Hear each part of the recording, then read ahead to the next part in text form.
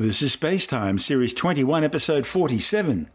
Coming up on SpaceTime, New Horizons wakes up for the most distant planetary encounter in history, Blue Origin's new plans, which include a blue moon, and the weak side of the Proton narrows the search for new physics.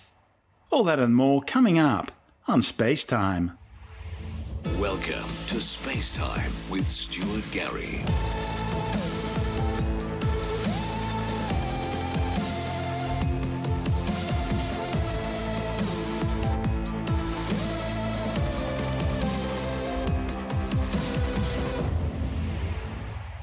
NASA's New Horizons spacecraft has woken up in preparation for what will be the most distant planetary encounter in history, the 2019 New Year's Day flyby of the Kuiper Belt object 2014 MU-69, which has now been nicknamed Ultima Thule by the New Horizons team. Cruising through the Kuiper Belt more than 6.1 billion kilometres from Earth, New Horizons has been in hibernation mode since December 21st. The Kuiper Belt is a distant ring of frozen worlds, comets and icy debris that circles the Sun beyond the orbit of Neptune. Radio signals confirming that New Horizons has executed onboard computer commands to exit hibernation mode reached mission managers at the Johns Hopkins Applied Physics Laboratory in Laurel, Maryland through NASA's Deep Space Communications Network on June the 5th. From its current location, more than 40 times the distance between the Earth and the Sun, a radio signal from New Horizons travelling at the speed of light takes 5 hours and 40 minutes to reach Earth. And of course, another 5 hours and 40 minutes for Earth to reply. Mission Operations Manager Alice Berman says the spacecraft's in good health and operating nominally, with all systems coming back online as expected. Over the next few days, mission managers will collect navigation tracking data using signals from the Deep Space Communications Network. And they'll send the first of many commands to New Horizons onboard computers to begin 2 months of preparations for the historic flyby. These will include memory updates, Kuiper Belt science data retrieval, and a series of subsystem and science instrument checkouts. Then in August, the team will command New Horizons to begin making distant observations of MU-69, images that will help the team refine the spacecraft's course to fly to the object. New Horizons mission principal investigator Alan Stern from the Southwest Research Institute in Boulder, Colorado, says his team are already deep into planning and simulations for the upcoming flyby and are excited that New Horizons is now back in an active state to ready the bird for flyby operations. The 165-day hibernation, which ended on June the 4th, was the second of 2 such rest periods for the spacecraft before the next flyby. New Horizons will now remain active until late 2020 after it's transmitted all the data from the MU-69 encounter back to Earth and completed other Kuiper Belt science observations. New Horizons made its historic flight past the dwarf planet Pluto, its binary partner Charon, and their 4 moons, Hydra, Styx, Kerberos and Nix, on July the 14th, 2015. The data returned from that close encounter has completely transformed science's understanding of these intriguing worlds at the inner edge of the Kuiper Belt.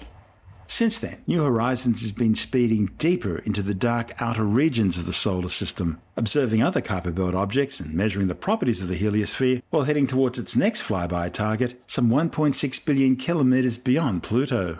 New Horizons is now approximately 262 million kilometres, less than twice the distance between the Earth and the Sun from its target, speeding 1,223,420 kilometres closer each day. So what about that new nickname? Well, Ultima Thule is Latin for a remote goal or aim, the highest degree attainable. In classical and medieval literature, Ultima Thule acquired a metaphorical meaning as the most distant possible place beyond the borders of the known world. In Greco-Roman culture, Thule was often identified as meaning Iceland or even Greenland. To others, it was the Orkney Islands off the northern Scottish coast, or a geographical region believed by ancient geographers to be the northernmost land in the inhabited world. MU-69, or Ultima Thule if you will, was originally estimated to have a diameter of about 30 to 45 kilometres based on its brightness and distance. It had a reddish spectrum, making it the smallest Kuiper Belt object to have its colours measured. Observations in 2017 concluded that MU-69 is no more than 30 kilometres long and very elongated. In fact, it may actually be a close or even contact binary comprising 2 separate bodies. In fact, during an occultation on July the 17th last year, a 2-lobed shape was revealed, with diameters of 20 and 18 kilometres respectively. MU-69's orbital period, that is the time it takes it to get around the Sun, one MU-69 year if you will, is slightly more than 295 Earth years, and it has a low inclination and low eccentricity compared to other objects in the Kuiper Belt. Between June the 25th and July the 4th, 2017, the Hubble Space Telescope spent 24 orbits observing MU-69 in an effort to determine its rotational period and further reduce its orbital uncertainty. The results show its brightness varies less than 20% as it rotates. Together with the fact that its shape has already been shown to be extremely irregular, the small amplitude indicates its pole is probably pointed directly towards the Earth. And that's good news because it means the timing of New Horizons flyby doesn't need to be adjusted so as to look at the larger axis of the object, thereby significantly simplifying the engineering of the flyby mission. I'm Stuart Gary. This is SpaceTime.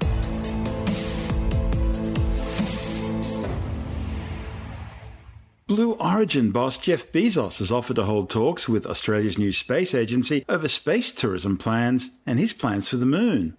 Blue Origin's lunar plans are just part of the company's growing footprint in space. The New Shepard launch system's continuing tests with 8 successful flights now under its belt. New Shepard will be used as a space tourism launch system, undertaking ballistic journeys to just above the Kármán line of 100 kilometres above the Earth's surface, marking the official start of space. And if all goes to plan, the first paying space tourists could well start flying next year. The name New Shepard is in honour of Alan Shepard, the first American astronaut in space and one of NASA's original Mercury 7 astronauts. Shepard's flight was also on a ballistic suborbital trajectory, similar to that being used by New Shepard. Meanwhile, Blue Origin's new heavy lift rocket, the New Glenn, is still online to be ready for its maiden flight in 2020. The New Glenn is a 2 or 3 stage orbital launch vehicle capable of carrying 45 tonnes into low Earth orbit and 13 tonnes into geostationary transfer orbit. The name New Glenn is in honour of John Glenn, the first American astronaut to orbit the Earth and another member of NASA's Mercury 7 astronaut squad. The 2-stage version of New Glenn will be 88 metres tall, while the bigger 3-stage version adds another 11 metres, bringing the total stack to 99 metres in height. New Glenn's first stage will be powered by 7 Blue Origin BE-4 engines burning liquid oxygen and liquid methane. A single vacuum BE-4 engine will be used for the second stage, while a BE-3U vacuum version of the motor originally developed for the suborbital New Shepard will be deployed on the third stage. And like the New Shepard, the New Glenn's first stage is also designed to be reusable. The company claims it's now well on the way to having the rocket, its launch pad and landing procedure all in place by the proposed 2020 deadline. The company is busily developing its new launch facility on the site of the old Launch Complex 36 at the Cape Canaveral Air Force Base in Florida. Blue Origin's also taken over the Cape's Launch Complex 11 site, which will house the engine testing facilities for its BE-4 rocket motors. But Blue Origin's plans don't end there. In fact, they extend all the way to the Moon, with an unmanned lunar lander to be called the Blue Moon also on the drawing board. Blue Moon derives its vertical landing technology from Blue Origin's New Shepard.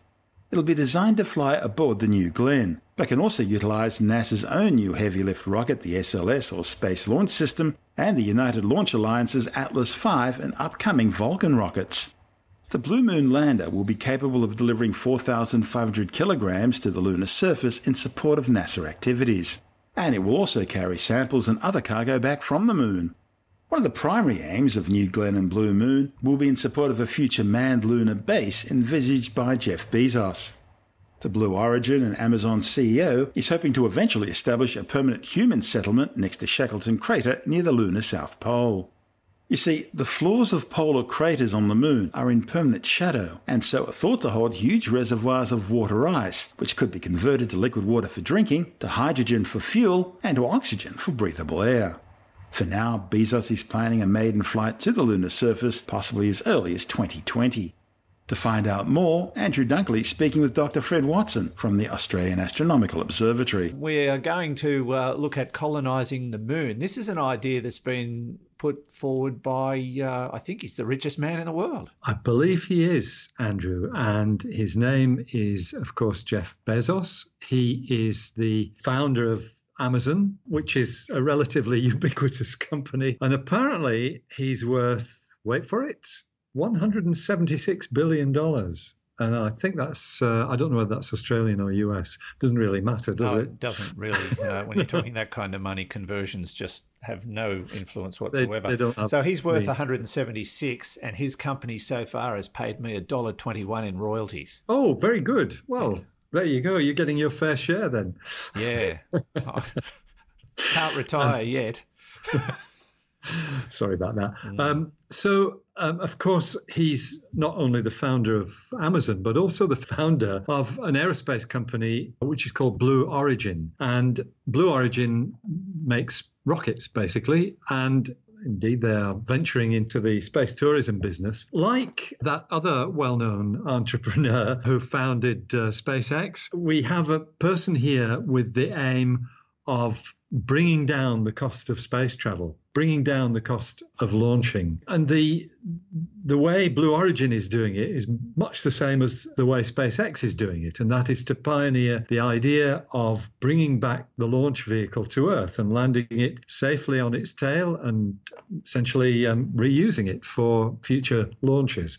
So when all these competing companies have brought the cost down sufficiently that we can all get into a space rocket and go into space, Jeff Bezos has got his sights set on the moon, which once again contrasts with SpaceX's vision, which is to get people to Mars. But Jeff Bezos really wants to look at the moon as potentially a place where we could do manufacturing and essentially set up factories on the moon, partly because the moon it's got gravity, so you can build things there. It's not a tiny world that stuff will float off, but it lends itself to things that actually manufacturing processes that are not conducive to being used on Earth, and where the reduced gravity actually comes to your assistance. Plus the fact that there's water there's low temperatures in the poles if you want them, and well, he just thinks it's generally a good idea. Now, I don't know whether that is true or not, that it's a good idea, but I do like the idea of being able to send astronauts back to the moon. Yeah, and there's certainly talk of, I think it's China doing that in the not too distant future. But how realistic is it, Fred, to put a colony on the moon and stay there long term? Because, it has gravity, but it's not nearly as significant as the gravity on Earth that we are adapted to and have spent thousands of years living with as a species. So we are made for 1G. So what happens if you live long term on a moon that does not have 1G? You've only got 1/6 of a G. Yeah. That's correct. So what you're talking about here, and I think what Jeff Bezos is talking about, is not so much colonizing the moon as using it as a base for industry, which probably involves robotic technologies. Okay. And that is really what he has in mind. And I guess one of the other issues that comes from this is the fact that solar power will be readily available on the moon because there is water there. We know near the poles there's actually water on the surface, frozen water, but actually there's water in the rocks as well. Because of those attributes, you can imagine for certain types of industries, and I'm not really quite sure what he has in mind here, but for certain types of industries, you could have really autonomous operation with things happening on their own and maybe, just a small crew of astronauts looking after things. So it's more of an extension of the Apollo missions than the idea of colonizing the moon in the same way as people are talking about colonizing Mars. Yeah, and he's talking about putting like $1 billion a year into this, which is chump change to him, I suppose. But if you've got the money, it's probably something worth investigating because the moon is rich. And untapped. Indeed, that's right. Yes, that's the other thing. People are interested in things like helium-3, the isotope that's found on the moon and not elsewhere. Gosh, do you think he can pull it off? I bet he does. You reckon he will? His Blue Origin project is going great guns. It's giving certainly, the tourism aspect of that, which is sending people up to in suborbital flight to look at the Earth from space. That is rivaling what Virgin Galactic are doing, and Virgin Galactic seem to be on the point of starting to take space tourists up. I think Blue Origin is not far behind. Now he's talking. Now this isn't going to happen next week. He's talking maybe having this happen within 100 years. So he's obviously not going to be around unless he knows something that we don't, to see this fulfilled. But he's obviously willing to put the money in and make it happen for the future. So, I think that's right. It's a similar situation to Elon Musk. It's a person with extreme wealth and a great interest in the future of humankind and inspiring people to do these outrageous things. Who knows where it will take us? I don't know. That's Dr. Fred Watson from the Australian Astronomical Observatory speaking with Andrew Dunkley on our sister program Space Nuts. And this is Space Time. I'm Stuart Gary. A new, more precise measurement of the proton's weak nuclear force has helped scientists narrow down the search for new physics beyond the standard model. The weak nuclear force is one of the 4 fundamental forces of nature, the others being gravity, the strong nuclear force, and electromagnetism. The weak nuclear force is mediated by W and Z bosons and is responsible for holding protons and neutrons together to form elements and for radioactive decay. The weak force changes the flavours of quarks, turning protons into neutrons or vice versa, and consequently triggering nuclear fusion, the process that makes stars shine. The new research, reported in the journal Nature, was carried out by physicists working on the Q-weak collaboration at the US Department of Energy's Thomas Jefferson National Accelerator Facility.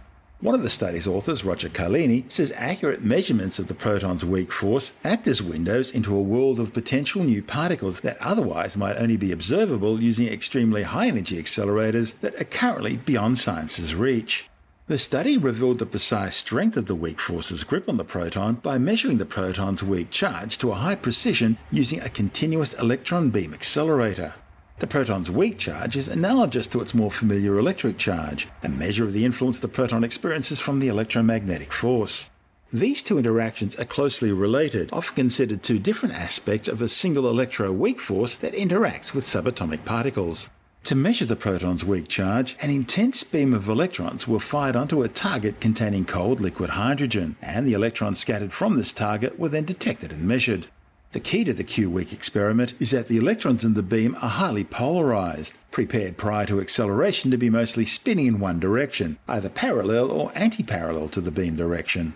With the direction of polarization rapidly reversed in a controlled manner, the authors were able to latch onto the weak interaction's unique property of parity violation, in order to isolate its tiny effects to a high precision with a different scattering rate of about 2 parts in 10 million measured for the 2 beam polarization rates.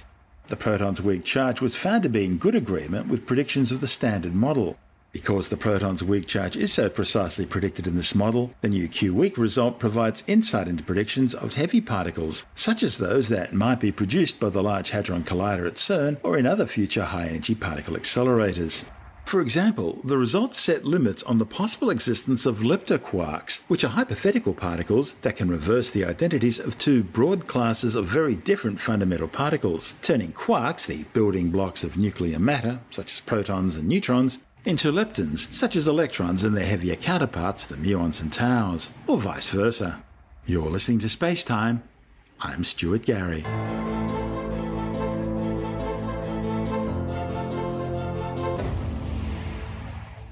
And time now to take another brief look at some of the other stories making news in science this week with a science report.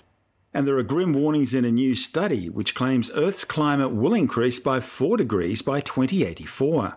The findings, reported in the journal Advances in Atmospheric Sciences, are a slap in the face for the United Nations Paris Agreement, which was hoping to prevent the catastrophic effects of 2 degrees warming. The authors warn that a great many record-breaking heat events, heavy floods and extreme droughts would occur if global warming crosses the 4 degrees Celsius barrier. To reach their conclusions, scientists compared 39 coordinated climate model experiments, finding that most models projected an increase of 4 degrees Celsius as early as 2064 and as late as 2095, with 2084 appearing as the median year. The increase translates to more annual and seasonal warming over the land rather than the ocean, with significant warming in the Arctic. The variability of temperature throughout a year would be lower in the tropics and higher in polar regions, while precipitation would most likely increase in the Arctic and the Pacific. Now, these are the same effects that would occur under both 1.5 and 2 degrees Celsius increases, but under 4 degrees, they will be far more severe. A new study says Australians who are currently in their 20s now have an almost 90% chance of surviving until they're aged 70. That compares to just a 54 to 72% chance for Australians who were in their 20s back in the 1960s. The findings reported in the Medical Journal of Australia used data to simulate the chances of a 20-year-old living in the 1960s reaching the age of 70 through to a 20-year-old living in the year 2010. Of course, one of the key differences being a 20-year-old in the 1960s could have been conscripted to fight in the Vietnam War. The modelling also suggests that the risk of dying during middle age has dropped substantially, especially when it comes to dying from cardiovascular diseases. But it's not all good news. With less Aussies dying during middle age, disability rates for older Australians are expected to double by 2031. Of course, Australians already have one of the world's highest life expectancies, with an average lifespan of 82.8 years. That's equal to Spain, and less than a year behind Japan on 83.7, Switzerland on 83.4, and Singapore on 83.1. Rounding out the top 10 in terms of life expectancy are Iceland, Italy, Israel, Sweden and France. Canada comes in 12th position, New Zealand in 17th, the United Kingdom in 20th, and the United States in 31st position, where the average life expectancy is 79.3 years. Scientists trying to explain the so-called sonic attacks against American diplomats in Cuba and China say using sound waves to generate neurological damage would be difficult to achieve. Embassy staff have reported unusual sensations of sound and pressure. The effects were subtle and vague and included headaches, nausea, problems sleeping, issues with balance, and difficulty thinking and concentrating. A report in the Journal of the American Medical Association claims some victims displayed widespread injuries in their brain networks. Although the real cause of the damage couldn't be isolated and may have nothing to do with any sort of alleged sonic attack. The victims claim their attacks were caused by acoustical energy outside the normal range of human hearing. The problem is scientists can't figure out how someone could generate enough acoustical energy to cause hearing loss and brain damage. The thing is, the intensity of very low-frequency infrasound, or for that matter very high-frequency ultrasound, reduces rapidly with distance, meaning really big speakers the size of a house would be needed to cause the sort of neurological damage they're talking about. The recordings of sounds some of the victims heard during these incidents have led other experts to suggest that rather than some sort of new acoustic weapon, it's more likely the victims may have been hearing faulty electronic eavesdropping and spying equipment, or malicious technology designed to damage embassy computer systems installed by Cuban or Chinese agents. A new study claims that, contrary to growing popular belief, physical exercise does not slow cognitive decline in dementia. The findings, reported in the British Medical Journal, are based on a clinical trial of nearly 500 older adults. Researchers found that participants who undertook twice-weekly gym sessions plus exercises at home significantly boosted their fitness, but did not improve on cognitive tests compared to their non-exercising counterparts. Instead, they found that exercise may actually have worsened their cognitive ability. The scientific method involves observation, hypothesis, experimentation, analysis, and conclusion. Science, you see, is all about critical thinking, a search for the truth. Don't just take someone's word for it. Test the claim. See if it really is factual and stands up, or if it's just a great steaming pile of woo. That's what skepticism and evidence-based science is all about. It's a search for the truth. And remember, scientific facts don't care if you like them or not. There's an old saying, there are lies, damn lies, and statistics. Never take statistics at face value. As any politician will tell you, you can get statistics to say pretty well anything you want them to. It just depends on the questions you ask, the way you ask them, and which of those questions you then bother to include in the final statistics. In politics, it's called push polling. That's why it's always important to look deeper, to understand the background, in order to find the real truth. My favourite would have to be those climate change deniers charts that keep cropping up every now and then. They show no change or even a slight drop in temperatures or CO2 levels as positive proof that global warming isn't real. Of course, they never zoom out to show the full chart spanning many decades, because that would reveal the real overall trend of increasing man-made CO2 levels and the matching increases in temperature. So, the rule is simple. Always check the source for bias. Check the methodology to ensure its foundations are sound. Make sure the context and the comparisons are correct and that it's not based on false or inaccurate conclusions. And finally, always ask yourself whether it really makes sense. And even then, when the stats aren't being deliberately skewed, it's still very easy to misread them. Seeing patterns or false positives in statistics that really aren't there is a common human failing. Remember, statistics only ever produce probabilities, and their conclusions are open to debate and change.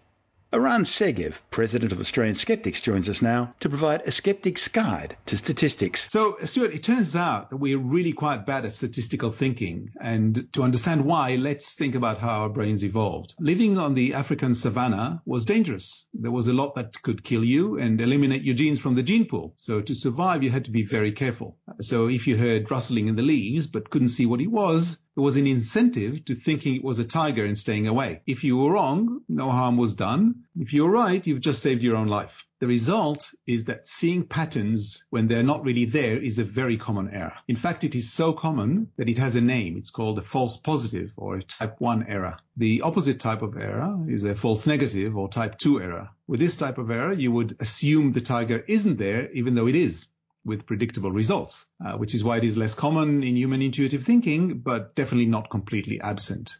Another type of poor statistical thinking is poor understanding of randomness and the idea of streaks. A common trick among statistics teachers or professors is to assign half the students to write down a sequence of coin flips that they actually really flip, and the other half of the students do it from their imagination. And then the teacher takes all the pages with all the lists and tells each student whether they used a coin or not, simply by looking at the list. And the key to this trick is that real flips are truly random, and therefore they're messy. For example, they might include 6 heads in a row, but the imagining students assume that it's very unlikely to happen at random, so they only have short sequences. So that's something that somebody who knows statistics will actually see and identify. The gambler's fallacy is also a result of this kind of faulty thinking. A gambler playing roulette may feel like they're on a roll, or conversely that they're up for a win because they've been on a losing streak. But in reality, every play has exactly the same odds. What happened earlier makes no difference at all to the results of the next roll of the roulette. So the overall house majority wins doesn't change for each new player. It's always the same. It's absolutely always. It's the same for every single roll. And there's a lot of. There are games where that's not the case. For example, card games where cards are drawn, the odds change with the progression of the game. The overall odds are still in the favor of the house, but the odds per round may change due to the cards that are being played. But in games like roulette, every single roll is exactly the same. How is this important for skeptical thinking? That's actually a very important question, because what is it that skeptics try to do? Skeptics try to ensure that people think rationally and make decisions based on evidence. The problem with poor statistical thinking is that it leads to failure of thinking. It leads to poor decisions. Now, the gambler's fallacy is one such example, but you could see the same example in the way people assess, for example, the odds that they will be healed by specific treatment. People do not understand, for example, intuitively, that a 90% chance of an operation succeeding is a 10% chance of it failing. Oh, I do. I'm a pessimist by nature, so the glass is never half full in my world. So yeah, no, I'd see the 10% straight away. No problem. But most people don't. Although the physicist in me always says the glass is always full. It's just only half full of liquid. Most people, when they hear 90%, they say, oh, that's so high that essentially I'm going to be okay. And then, of course, they're shocked when it doesn't work. Now, of course, if you're talking about life-saving surgery, then it always comes down to what are the odds that you will be cured against the odds that you will suffer some horrible event as a result of not taking the treatment. But people do not actually understand statistics intuitively in a way that really affects their lives. Similarly, people do not understand things that are important to them economically that have statistical nature, like insurance or like superannuation and pensions in general. All of these things are based on the fact that we do not think about statistics correctly because our brain just doesn't do it very well. That's Aran Segev, president of Australian Skeptics. You're listening to SpaceTime. I'm Stuart Gary, and that's the show for now. You can subscribe and download SpaceTime as a free twice-weekly podcast through Apple Podcast iTunes, Stitcher, Bytes.com, Pocket Casts, SoundCloud, YouTube, Audio Boom, from spacetimewithstuartgary.com, or from your favorite podcast download provider. SpaceTime's also broadcast coast to coast across the United States on Science 360 Radio by the National Science Foundation in Washington, D.C., and available around the world on TuneIn Radio. If you want more Space Time, check out our blog where you'll find all the stuff we couldn't fit in the show, as well as loads of images, news stories, videos, and things on the web I find interesting or amusing. Just go to spacetimewithstuartgary.tumblr.com. That's all one word and in lowercase, and that's Tumblr without the E. You can also follow us on Twitter through @StuartGary, at Spacetime with Stuart Gary on Instagram, and on Facebook, just go to www.facebook.com/Spacetime with Stuart Gary. Spacetime is brought to you in collaboration with Australian Sky and Telescope magazine, your window on the universe. You've been listening to Spacetime with Stuart Gary. This has been another quality podcast production from Bytes.com.